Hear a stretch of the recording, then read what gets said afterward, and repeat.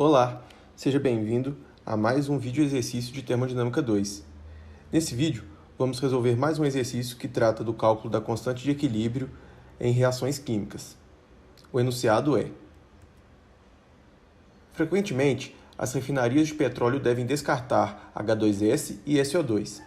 A reação a seguir sugere um meio para eliminar ambos de uma só vez. Para os reagentes em proporções estequiométricas, estime a conversão percentual de cada reagente se a reação atingir o equilíbrio a 450 graus Celsius e 8 bar.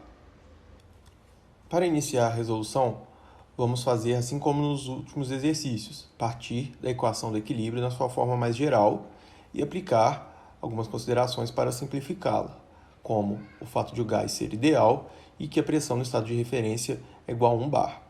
Assim, a constante de equilíbrio vai se reduzir ao produtório das frações molares dos componentes elevados ao seu coeficiente estequiométrico, que nesse caso aqui é multiplicada pela pressão elevada a menos 1.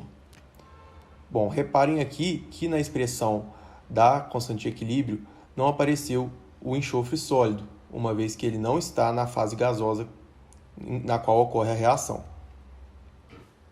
Assim como no exercício anterior, nós não possuímos o valor da constante de equilíbrio, então vamos calculá-la a seguir. Bom, para calcular a constante de equilíbrio na condição padrão, nós podemos utilizar a expressão de que K0, em que 0 aqui representa a condição padrão, é igual ao exponencial de menos o ΔG da reação sobre RT. Assim como no exercício anterior, a nossa reação não ocorre na condição padrão, e por isso nós precisamos levar em consideração a variação da constante de equilíbrio com a temperatura, que pode ser dado por essa equação.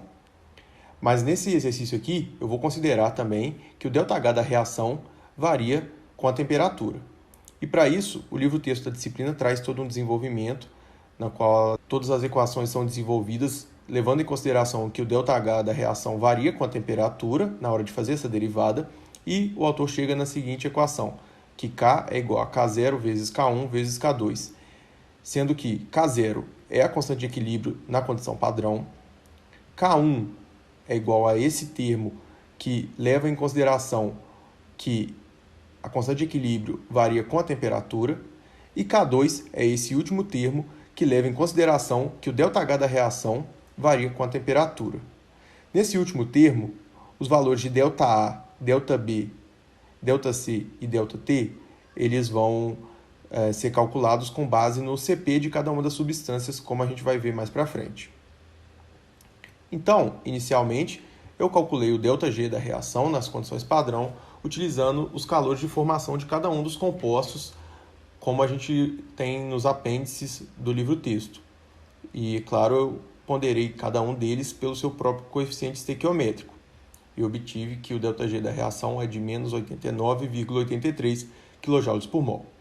E aí, com base nesse valor, pude calcular o K0, que é a constante de equilíbrio dessa reação na condição padrão. De forma análoga, eu calculei o K1 e o K2.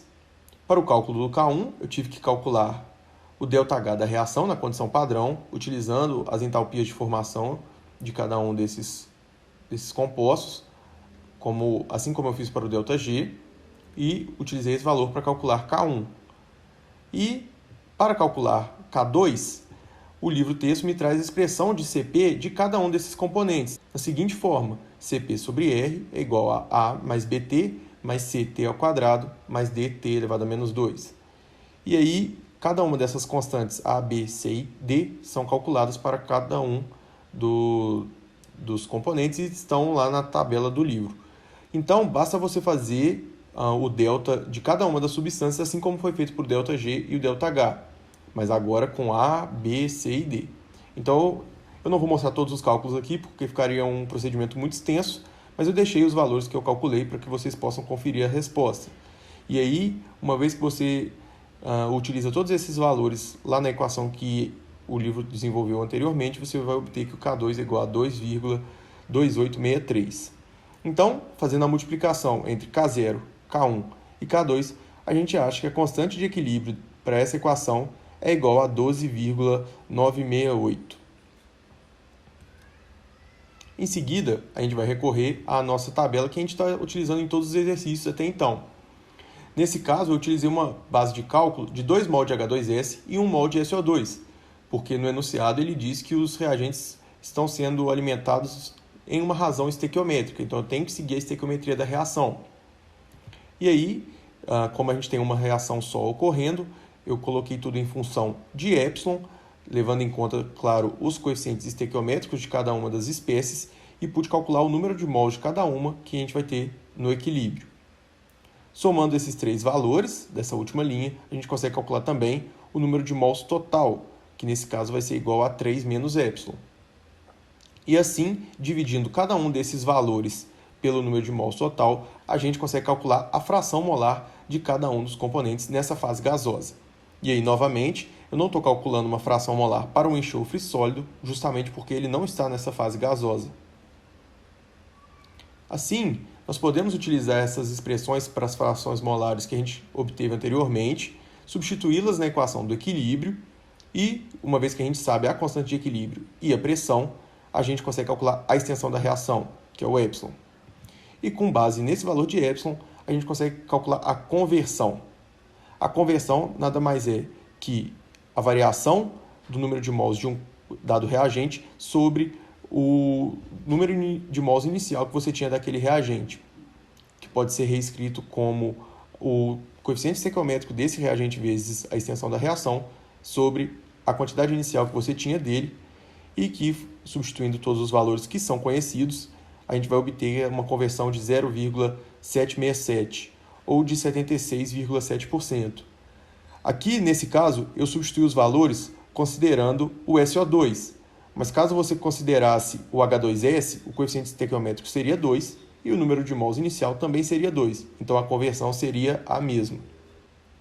E assim a gente termina a nossa série de vídeos para a segunda prova de termodinâmica, que fala sobre equilíbrio em reações químicas. Fiquem ligados no canal do CAENC para mais conteúdos das disciplinas que vocês podem estar fazendo. Muito obrigado.